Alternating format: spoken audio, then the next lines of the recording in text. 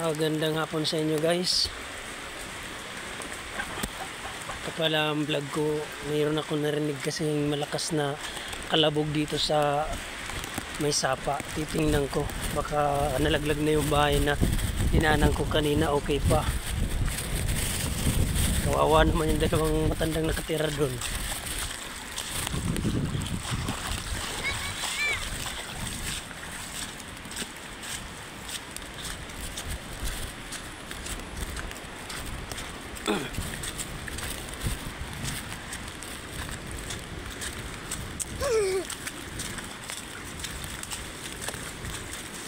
Ayan yung tubig oh. Kanina hanggang dito yan pagdating ko. Tapos kawawa na ng matanda. Kaninang lakas lang dito yung tubig kanina bago ko pumasok sa trabaho. Nag-undertime nga lang kami kasi lumalakas lalo yung ulan, tsaka delikado pag uwi namin, bahana.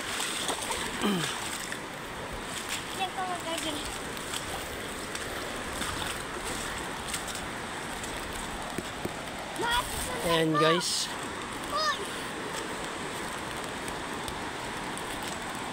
kawawa naman yung dalawang matanda. Tuluyan ang nawasak yung bahay nila sa tabi ng ilog. Ayan, kanina umaga hanggang dito yan. Hanggang dyan yung basa dito. Tapos yun, naglag pa nga yung puno, naputol. Ayan. Ang lakas ng baha talaga dito pag ganitong may mga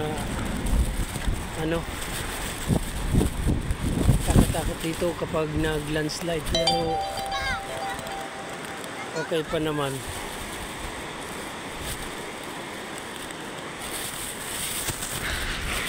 Ayan. Shot. Kaya yung malapit sa medyo ingat wala dito. Kawawa naman yung nakatira dito ng dalawang matanda. Halos na wasak yung bahay nila.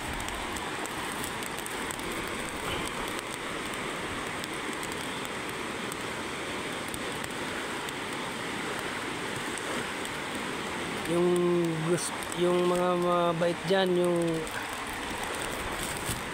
may mga mabuting kalooban, pwede nyong tulungan ng nakatira dito.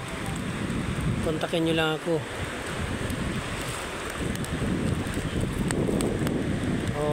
May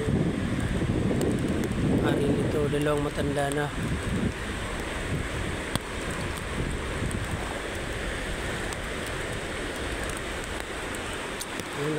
Sobrang lakas dito kanina yung bae. Umabot hanggang dyan sa gilid. Ito mga bato to, malaking bato dito, natabunan ng buhangin kasi sobrang lakas ng agos ng tubig kanina umaga at hanggang ngayon malakas pa rin. Ayan.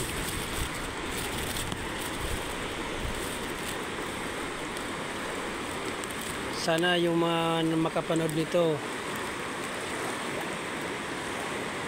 yung mga malapit dyan sa ilog, kung pwede mag-evacuation na kayo kung sakali, para ligtas tayong lahat sa panganib. Hindi natin alam ang panahon, bigla-bigla.